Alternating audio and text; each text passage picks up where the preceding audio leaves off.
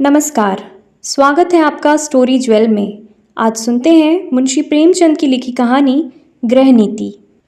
जब माँ बेटे से बहू की शिकायतों का दफ्तर खोल देती है और यह सिलसिला किसी तरह खत्म होते नजर नहीं आता तो बेटा उकता जाता है और दिन भर की थकान के कारण कुछ झुंझुला कर माँ से कहता है, तो आखिर तुम मुझसे क्या करने को कहती हो अम्मा? मेरा काम स्त्री को शिक्षा देना तो नहीं है, यह तो तुम्हारा काम है। तुम उसे डांटो मारो जो सजा दो। मेरे लिए इससे ज्यादा खुशी की बात और क्या हो सकती है कि तुम्हारे प्रयत्न से वह आदमी बन जाए। मुझसे मत कहो उसे सलीका नहीं है, तमीज नहीं है, बेअदब है, उसे डांट कर सिखाओ। माँ, वाह, मुंह से बात निकालने नहीं देती, डांटू तो मुझे ही नोच खाए। उसके सामने अपनी आबरू बचाती फिरती हूँ कि किसी के मुंह पर मुझे कोई अनुचित शब्द न कह बैठे। बेटा, तो फिर इसमें मेरी क्या खता है? मैं तो उसे सिखा नहीं देता कि तुमसे बेअदबी करे। माँ, तो और कौन सिखाता है? बेटा, तुम तो अंधेर करती हो अम्मा। माँ, अंधेर नहीं करती, सत्य कहती हूँ। तुम्हारी ही शय पाकर उसका दिमाग बढ़ गया है। जब वह तुम्हारे पास जाकर टेसुए बहाने लगती है तो कभी तुमने उसे डांटा, कभी समझाया कि तुझे अम्मा का अदब करना चाहिए? तुम तो खुद उसके गुलाम हो गए हो। वह भी समझती है मेरा पति कमाता है, फिर मैं क्यों न रानी बनूं, क्यों किसी से दबूं? मर्द जब तक शह न दे औरत का इतना गुर्दा हो ही नहीं सकता। बेटा, तो क्या मैं उससे कह दूं कि मैं कुछ नहीं कमाता, बिल्कुल निखट्टू हूं? क्या तुम समझती हो तब वह मुझे जलील न समझेगी? हर एक पुरुष चाहता है उसकी स्त्री उसे कमाओ, योग्य, तेजस्वी समझे और सामान्यतः वह जितना है उससे बढ़कर ही अपने को दिखाता है। मैंने कभी नादानी नहीं की, कभी स्त्री के सामने डींग नहीं मारी, लेकिन स्त्री की दृष्टि में अपना सम्मान खोना तो कोई भी नहीं चाहेगा। माँ, तुम कान लगाकर ध्यान देकर और मीठी मुस्कुराहट के साथ उसकी बातें सुनोगे तो वह क्यों नहीं शेर होगी? तुम खुद चाहते हो कि स्त्री के हाथों मेरा अपमान कराओ। मालूम नहीं मेरे किन पापों का तुम मुझे यह दंड दे रहे हो। किन अरमानों से कैसे कैसे कष्ट झेलकर मैंने तुम्हें पाला। खुद नहीं पहना तुम्हें पहनाया, खुद नहीं खाया तुम्हें खिलाया। मेरे लिए तुम उस मरने वाली की निशानी थे और मेरी सारी अभिलाषाओं का केंद्र। तुम्हारी शिक्षा पर मैंने अपने हजारों आभूषण होम दिए। विधवा के पास दूसरी कौन सी निधि थी? इसका तुम मुझे यह पुरस्कार दे रहे हो? बेटा, मेरी समझ में नहीं आता आप मुझसे चाहती क्या हैं? आपके उपकारों को मैं कब मेट सकता हूँ? आपने मुझे केवल शिक्षा ही नहीं दिलाई, मुझे जीवन दान दिया है, मेरी सृष्टि की। अपने गहने ही नहीं होम किए, अपना रक्त तक पिलाया। अगर मैं 100 बार अवतार लूं तो भी इसका बदला नहीं चुका सकता। मैं अपनी जान में आपकी इच्छा के विरुद्ध कोई काम नहीं करता। यथासाध्य आपकी सेवा में कोई बात उठा नहीं रखता। जो कुछ पाता हूँ लाकर आपके हाथों पर रख देता हूँ। और मुझसे क्या चाहती हैं? और मैं कर ही क्या सकता हूँ? ईश्वर ने हमें तथा आपको और सारे संसार को पैदा किया, उसका हम उसे क्या बदला दे सकते हैं? उसका नाम भी तो नहीं लेते, उसका यश भी तो नहीं गाते। इससे क्या उसके उपकारों का भार कुछ कम हो जाता है? माँ के बलिदानों का प्रतिशोध कोई बेटा नहीं कर सकता, चाहे वह भूमंडल का स्वामी ही क्यों ना हो। ज्यादा से ज्यादा मैं आपकी दिलजोई ही तो कर सकता हूँ, और मुझे याद नहीं आता कि मैंने कब आपको असंतुष्ट किया हो। माँ, तुम मेरी दिलजोई करते हो? तुम्हारे घर में मैं इस तरह रहती हूँ जैसे कोई लौंडी। तुम्हारी बीवी कभी मेरी बात नहीं पूछती। मैं भी कभी बहू थी। रात को घंटे भर सास की देह दबाकर उनकी सिर में तेल डालकर उन्हें दूध पिलाकर तब बिस्तर पर जाती थी। तुम्हारी स्त्री 9 बजे अपनी किताबें लेकर अपनी सहनची में जा बैठती है, दोनों खिड़कियां खोल देती है और मजे से हवा खाती है। मैं मरूं या जीऊं उससे मतलब नहीं, इसलिए मैंने पाला था। बेटा, तुमने मुझे पाला था तो यह सारी सेवा मुझसे लेनी चाहिए थी, मगर तुमने मुझसे कभी नहीं कहा। मेरे अन्य मित्र भी हैं, उनमें भी मैं किसी को माँ की देह की मुक्कियां लगाते नहीं देखता। आप मेरे कर्तव्य का भार मेरी स्त्री पर क्यों डालती हैं? यूं अगर वो आपकी सेवा करे तो मुझसे ज्यादा प्रसन्न और कोई ना होगा। मेरी आंखों में उसकी इज्जत दुनी हो जाएगी, शायद उससे और ज्यादा प्रेम करने लगूं।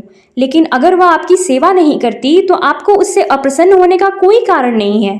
शायद उसकी जगह मैं होता तो मैं भी ऐसा ही करता। सास मुझे अपनी लड़की की तरह प्यार करती तो मैं उसके तलुए सहलाता, इसलिए नहीं कि वह मेरे पति की माँ है, बल्कि इसलिए कि वह मुझसे मातृवत स्नेह करती। मगर मुझे यह खुद बुरा लगता है कि बहू सास के पांव दबाए। कुछ दिन पहले स्त्रियां पति के पांव दबाती थी, आज भी उस प्रथा का लोप नहीं हुआ है, लेकिन मेरी पत्नी मेरे पांव दबाए तो मुझे ग्लानि होगी। मैं उससे ऐसी कोई खिदमत नहीं लेना चाहता जो मैं उसकी ना कर सकूं। यह रस्म उस जमाने की यादगार है जब स्त्री पति की लौंडी समझी जाती थी। अब पत्नी और पति दोनों बराबर है। कम से कम मैं ऐसा ही समझता हूँ। माँ, तो मैं कहती हूँ कि तुम ही ने उसे ऐसी ऐसी बातें पढ़ाकर शेर कर दिया है। तुम ही मुझसे बैर साध रहे हो। ऐसी निर्लज, ऐसी बदजबान, ऐसी टर्री फूहड़ छोकरी संसार में ना होगी। घर में अक्सर मोहल्ले की बहनें आती रहती हैं।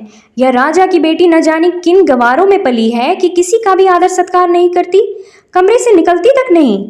कभी कभी जब वे खुद उसके कमरे में चली जाती हैं तो यह गधी चारपाई से नहीं उठती, प्रणाम तक नहीं करती, चरण छूना तो दूर की बात है। बेटा, वह देवियाँ तुमसे मिलने आती होंगी। तुम्हारे और उनके बीच में न जाने क्या बातें होती हो। अगर तुम्हारी बहू बीच में आ कूदे तो मैं उसे बदतमीज कहूंगा। कम से कम मैं तो कभी पसंद न करूंगा कि जब मैं अपने मित्रों से बातें कर रहा हूं तो तुम या तुम्हारी बहू जाकर खड़ी हो जाए।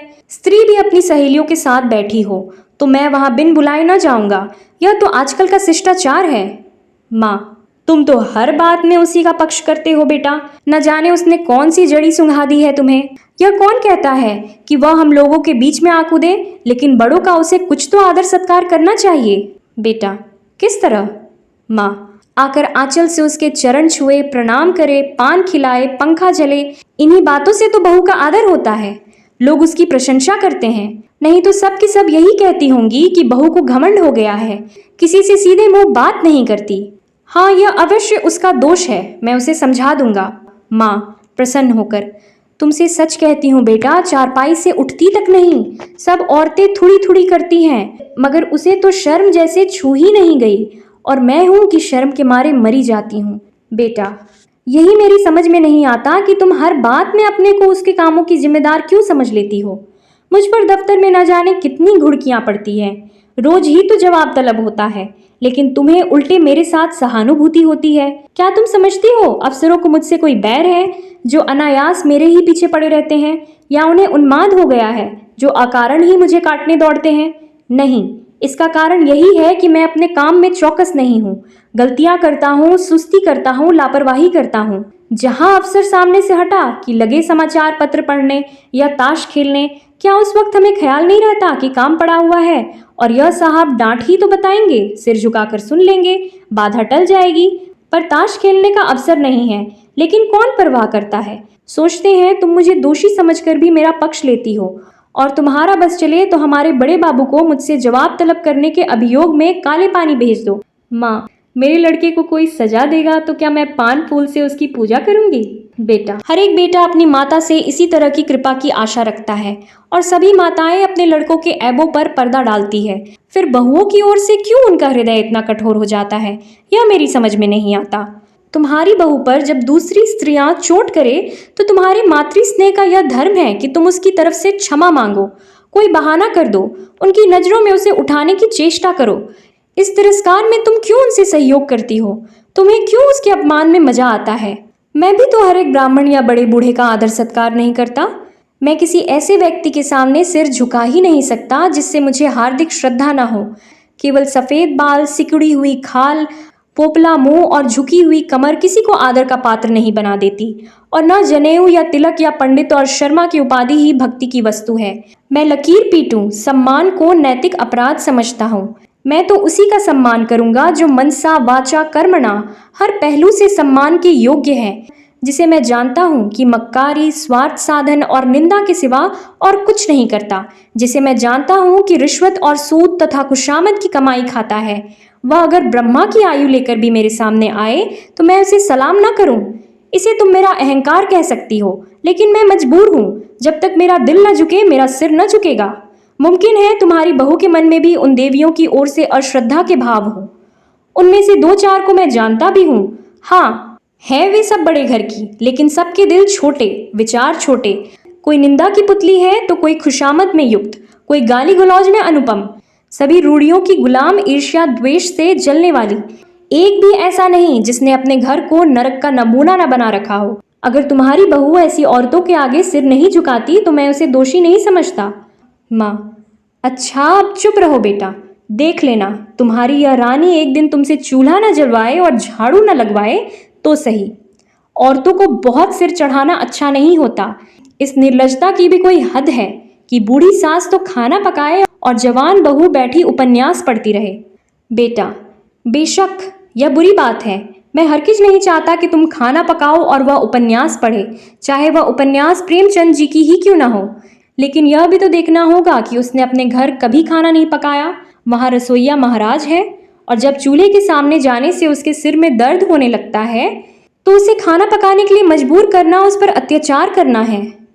मैं तो समझता हूँ कि ज्यों-ज्यों हमारे घर की दशा का उसे ज्ञान होगा, उसके व्यवहार में आप ही आप इस्तका होती जाएगी। यह उसके घर वालों की गलती है कि उन्होंने उसकी शादी किसी धनी घर में नहीं की। हमने भी यह शरारत की कि अपनी असली हालत उनसे छुपाई और यह प्रकट किया कि हम पुराने रईस हैं। अब हम किस मुंह से यह कह सकते हैं कि तू खाना पका या बर्तन मांज अथवा झाड़ू लगा। हमने उन लोगों से छल किया है और उसका फल हमें चखना पड़ेगा। अब तो हमारी कुशल इसी में है कि अपनी दुर्दशा को नम्रता, विनय और सहानुभूति से ढांकें और उसे अपने दिल को यह तसल्ली देने का अवसर दें कि बला से धन नहीं मिला, लेकिन घर के आदमी तो अच्छे मिले। अगर यह तसल्ली भी हमने उससे छीन ली तो तुम ही सोचो उसको कितनी विदारक वेदना होगी। शायद वह हम लोगों की सूरत से भी घृणा करने लगे। माँ, उसके घर वालों को 100 दफे गरज थी, तब हमारे यहाँ ब्याह किया। हम कुछ उनसे भीख मांगने गए थे? बेटा, उनको अगर लड़के की गरज थी तो हमें भी धन और कन्या दोनों की गरज थी। माँ, यहाँ के बड़े बड़े रईस हमसे नाता करने को मुंह फैलाए हुए थे। बेटा, इसलिए कि हमने रईसों का स्वांग बना रखा है। घर की असली हालत खुल जाए तो कोई बात भी ना पूछे। माँ, तो तुम्हारे ससुराल वाले ऐसे कहाँ के रईस है? इधर जरा वकालत चल गई तो रईस हो गए, नहीं तो तुम्हारे ससुर के बाप मेरे सामने चपरासीगिरी करते थे। और लड़की का यह दिमाग कि खाना पकाने से सिर में दर्द होता है। अच्छे अच्छे घरों की लड़कियां गरीबों के घर आती हैं और घर की हालत देखकर वैसा ही बर्ताव करती हैं। यह नहीं कि बैठी अपने भाग्य को कोसा करे। इस छोकरी ने हमारे घर को अपना समझा ही नहीं। बेटा, जब तुम समझने भी दो, जिस घर में घुड़कियां, गालियां और कटुताओं के सिवा कुछ न मिले, उसे अपना घर कौन समझे? घर तो वह है जहां स्नेह और प्यार मिले। कोई लड़की डोली से उतरते ही सास को अपनी माँ नहीं समझ सकती। माँ तभी समझेगी जब सास पहले उसके साथ माँ का सा बर्ताव करे, बल्कि अपनी लड़की से ज्यादा प्रिय समझे। माँ, अच्छा आप चुप रहो, जी न जलाओ। यह जमाना ही ऐसा है कि लड़कों ने स्त्री का मुंह देखा और उसके गुलाम हो गए। ये सब न जाने कौन सा मंत्र सीख कर आती हैं। यह बहू बेटी के लक्षण है कि पहर दिन चढ़े सोकर उठे। ऐसी कुलच्छनी बहू का तो मुंह न देखे। बेटा, मैं भी तो देर में सोकर उठता हूँ अम्मा, मुझे तो तुमने कभी नहीं कोसा। माँ, तुम हर बात में उससे अपनी बराबरी करते हो। बेटा, यह उसके साथ घोर अन्याय है, क्योंकि जब तक वह इस घर को अपना नहीं समझती तब तक उसकी हैसियत मेहमान की है, और मेहमान की हम खातिर करते हैं, उसके ऐब नहीं देखते। माँ, ईश्वर ना करे कि किसी को ऐसी बहू मिले। बेटा, तो वह तुम्हारे घर में रह चुकी। माँ, क्या संसार में औरतों की कमी है? बेटा, औरतों की कमी तो नहीं, मगर देवियों की कमी जरूर है। माँ, 9 जैसी औरत सोने लगती है तो बच्चा चाहे रोते रोते बेदम हो जाए, मिनकती तक नहीं। फूल सा बच्चा लेकर मायके गई थी, 3 महीने में लौटी तो बच्चा आधा हो गया। बेटा, तो क्या मैं यह मान लूं कि तुम्हें उसके लड़के से जितना प्रेम है उतना उसे नहीं है? यह तो प्रकृति के नियम के विरुद्ध है। और मान लो वह निर्मोहीन ही है तो यह दोष उसका है। तुम क्यों उसकी जिम्मेदारी अपने सिर लेती हो? उसे पूरी स्वतंत्रता है, जैसे चाहे अपने बच्चे को पाले। अगर वह तुमसे कोई सलाह पूछे, प्रसन्न मुख से दे दो, ना पूछे तो समझ लो उसे तुम्हारी मदद की जरूरत नहीं है। सभी माताएं अपने बच्चे को प्यार करती हैं और वह अपवाद नहीं हो सकती।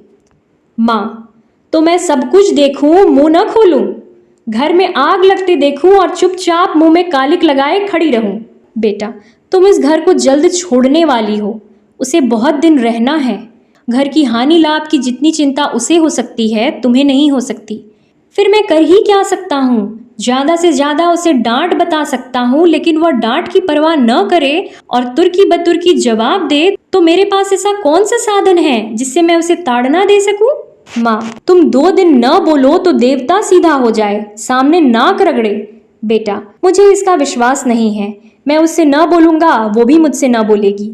ज्यादा पीछे पड़ूंगा तो अपने घर चली जाएगी। माँ, ईश्वर यह दिन लाए मैं तुम्हारे लिए नई बहू लाऊं। बेटा, संभव है इसकी भी चची हो। सहसा बहू आकर खड़ी हो जाती है। माँ और बेटा दोनों स्तंभित हो जाते हैं, मानो कोई बम गोला आ गिरा हो। रूपवती, नाजुक मिजाज, गर्वीली रमणी है, जो मानो शासन करने के लिए ही बनी है। कपोल तमतमाए हुए हैं, पर अधरों पर विष भरी मुस्कान है और आंखों में व्यंग मिला परिहास। माँ अपनी झेप छुपाकर, तुम्हें कौन बुलाने गया था? बहू, क्यों, यहाँ जो तमाशा हो रहा है उसका आनंद मैं ना उठाऊं? बेटा, माँ बेटे के बीच में तुम्हें दखल देने का कोई हक नहीं है। बहू, अच्छा, आप जबान बंद रखिए। जो पति अपनी पत्नी की निंदा सुनता रहे वह पति बनने की योग्य नहीं। वह पति धर्म का क ख ग भी नहीं जानता। मुझसे अगर तुम्हारी कोई बुराई करता, चाहे वह मेरी प्यारी माँ ही क्यों ना होती, तो मैं उसकी जबान पकड़ लेती। तुम मेरे घर आते हो तो वहां तो जिसे देखती हूँ तुम्हारा प्रशंसा ही करता है। छोटे से बड़े तक गुलामों की तरह दौड़ते फिरते हैं। अगर उनके बस में हो तो तुम्हारे लिए स्वर्ग के तारे तोड़ लाए। और उसका जवाब मुझे यहाँ यह मिलता है कि बात बात पर ताने महने, तिरस्कार बहिष्कार। मेरे घर तो तुमसे कोई नहीं कहता कि तुम देर में क्यों उठे, तुमने अमुक महोदय को सलाम नहीं किया, अमुक के चरणों पर सिर क्यों नहीं पटका। मेरे बाबूजी कभी ना गवारा करेंगे कि तुम उनकी देह पर मुक्कियां लगाओ या उनकी धोती धो या उन्हें खाना पका कर खिलाओ। मेरे साथ यहाँ यह बर्ताव क्यों?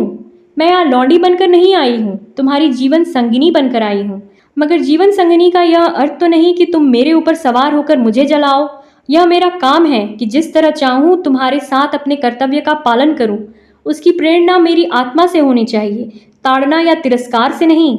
अगर कोई मुझे कुछ सिखाना चाहता है तो माँ की तरह प्रेम से सिखाए, मैं सीखूंगी। लेकिन कोई जबरदस्ती मेरी छाती पर चढ़कर अमृत भी मेरे कंठ में ठूसना चाहे तो मैं ओठ बंद कर लूंगी। मैं अब कब की इस घर को अपना समझ चुकी होती, अपनी सेवा और कर्तव्य का निश्चय कर चुकी होती। मगर यहाँ तो हर घड़ी हर पल मेरी देह में सुई चुभाकर मुझे यह याद दिलाया जाता है कि तू इस घर की लौंडी है, तेरा इस घर से कोई नाता नहीं, तू सिर्फ गुलामी करने के लिए यहाँ आई है। और मेरा खून खौल कर रह जाता है। अगर यही हाल रहा तो एक दिन तुम दोनों मेरी जान लेकर रहोगे। माँ, सुन रहे हो अपनी रानी की बातें? वह यहाँ लौंडी बनकर नहीं, रानी बनकर आई है। हम दोनों उसकी टहल करने के लिए है। उसका काम हमारे ऊपर शासन करना है। उसे कोई काम करने कौन कहे? मैं खुद मरा करूं और तुम उसकी बातें कान लगाकर सुनते हो। तुम्हारा मुंह कभी नहीं खुलता कि उसे डांटो या समझाओ, थर थर कांपते रहो। बेटा, अच्छा अम्मा, ठंडे दिल से सोचो। मैं उसकी बातें ना सुनूं तो कौन सुने? क्या तुम इसके साथ इतनी हमदर्दी भी नहीं देखना चाहती? आखिर बाबूजी जीवित थे तब वह तुम्हारी बातें सुनते थे या नहीं? तुम्हें प्यार करते थे या नहीं? फिर मैं अपनी बीवी की बातें सुनता हूँ तो कौन सी नई बात करता हूँ, और इसमें तुम्हारी बुरा मानने की कौन बात है? माँ, हाय बेटा, तुम अपनी स्त्री के सामने मेरा अपमान कर रहे हो। इसी दिन के लिए मैंने तुम्हें पाल पोस कर बड़ा किया था। क्यों मेरी छाती नहीं फट जाती?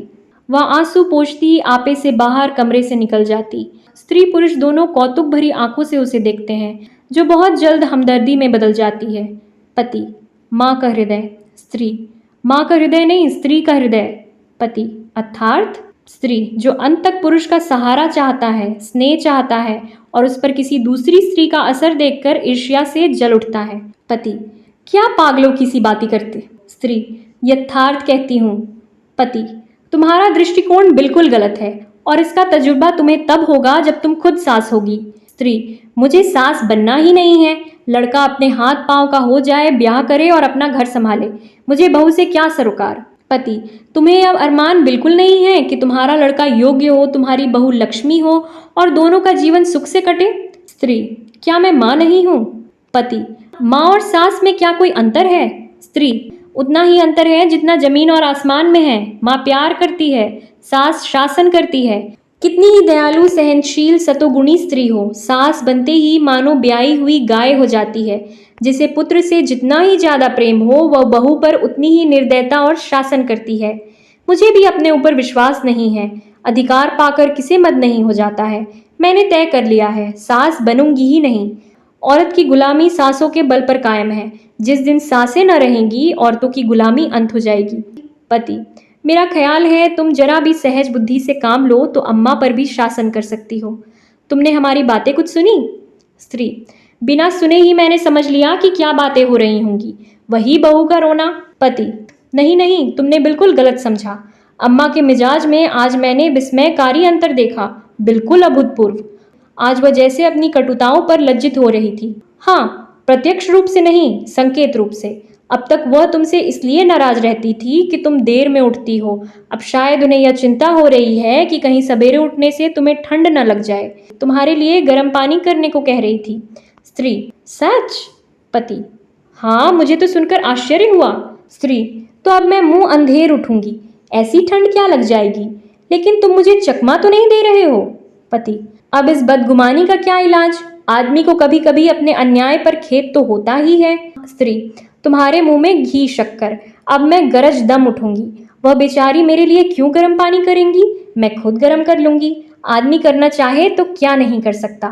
पति, मुझे उनकी बातें सुन सुनकर ऐसा लगता था जैसे किसी दैवी आदेश ने उनकी आत्मा को जगा दिया हो। तुम्हारे अल्हड़पन और चपलता पर कितना भन्नाती थी। चाहती थी कि घर में कोई बड़ी बूढ़ी आ जाए तो तुम उसके चरण छुओ। लेकिन शायद अब उन्हें मालूम होने लगा है कि इस भ्रम में सभी थोड़े बहुत अल्हड़ होते हैं। शायद उन्हें अपनी जवानी याद आ रही है। कहती थी यही तो शौक श्रृंगार, पहनने ओढ़ने खाने खेलने के दिन थे। बुढ़ियों का तो दिन भर तांता लगा रहता है। कोई कहाँ तक उनके चरण छुए, क्यों छुए। ऐसी कहाँ की बड़ी देवियां हैं। स्त्री, मुझे तो हर्षोन्माद हुआ चाहता है। पति, मुझे तो विश्वास ही ना आता था, स्वप्न देखने का संदेह हो रहा था। स्त्री, अब आई है राह पर। पति, कोई दैवी प्रेरणा समझो। स्त्री, मैं कल से ठेठ बहू बन जाऊंगी। किसी को खबर भी ना होगी कि कब अपना मेकअप करती हूँ। सिनेमा के लिए भी एक दिन सप्ताह में काफी है। बुढ़ियों की पाँव छू लेने से क्या हर्ज है। वे देवियां न सही, चुड़ैले ही सही, मुझे आशीर्वाद तो देंगी, मेरा गुण तो गावेंगी। पति, सिनेमा का तो उन्होंने नाम भी ना लिया। स्त्री, तुमको जो इसका शौक है अब तुम्हें भी न जाने दूंगी। पति, लेकिन सोचो तुमने कितनी ऊंची शिक्षा पाई है, किस कुल की हो। इन खूसट बुढ़ियों के पांव पर सिर रखना तुम्हें बिल्कुल शोभा न देगा। स्त्री, तो क्या ऊंची शिक्षा के यह मायने हैं कि हम दूसरों को नीचा समझें। बुढ़े कितने ही मूर्ख हो लेकिन दुनिया का तजुर्बा तो रखते हैं। कुल की प्रतिष्ठा भी नम्रता और सद्व्यवहार से होती है, हेकड़ी और रुखाई से नहीं। पति, मुझे तो यही ताज्जुब होता है कि इतनी जल्द उनकी काया पलट कैसे हो गई। अब इन्हें बहुओं का सास के पांव दबाना या साड़ी धोना या उनकी देह में मुक्कियां लगाना बुरा लगने लगा है। कहती थी बहू कोई लौंडी थोड़ी है कि बैठी सास के पांव दबाए। स्त्री, मेरी कसम। पति, हाँ जी, सच कहता हूँ। और तो और अब वह तुम्हें खाना भी ना पकाने देंगी। कहती थी जब बहू के सिर में दर्द होता है तो क्यों उसे सताया जाए, कोई महाराज रख लो। स्त्री, मैं तो आकाश में उड़ी जा रही हूँ। ऐसी सास के तो चरण धो धो कर पिए, मगर तुमने पूछा नहीं। अब तक तुम उसे क्यों मार मार कर हकीम बनाने पर तुली रहती थी। पति, पूछा क्यों नहीं, भला मैं छोड़ने वाला था। बोली, मैं अच्छी हो गई थी, मैंने हमेशा खाना पकाया है, फिर वह क्यों ना पकाए। लेकिन अब उनकी समझ में आया है कि वह निर्धन बाप की बेटी थी, तुम संपन्न कुल की कन्या हो। स्त्री, अम्मा जी दिल की साफ है, इन्हें मैं क्षमा के योग्य समझती हूँ। जिस जलवायु में हम पलते हैं उसे एक बारगी नहीं बदल सकते। जिन रूढ़ियों और परंपराओं में उनका जीवन बीता है उन्हें तुरंत त्याग देना उनके लिए कठिन है। वह क्यों, कोई भी नहीं छोड़ सकता। वह तो फिर भी बहुत उदार है। तुम अभी महाराज मत देखो, खामखा जेरबार क्यों होंगे। जब तरक्की हो जाए तो महाराज रख लेना। अभी मैं खुद पका लिया करूंगी। 3-4 प्राणियों का खाना ही क्या, मेरी जात से कुछ अम्मा को आराम मिले। मैं जानती हूँ सब कुछ, लेकिन कोई रोब जमाना चाहे तो मुझसे बुरा कोई नहीं। पति, मगर यह तो मुझे बुरा लगेगा कि तुम रात को अम्मा के पैर दबाने बैठो। स्त्री, बुरा लगने की कौन बात है, जब उन्हें मेरा इतना ख्याल है तो मुझे भी उनका लिहाज करना ही चाहिए। जिस दिन मैं उनके पांव दबाने बैठूंगी वह मुझ पर प्राण देने लगेंगी। आखिर बहू बेटे का कुछ सुख उन्हें भी तो हो।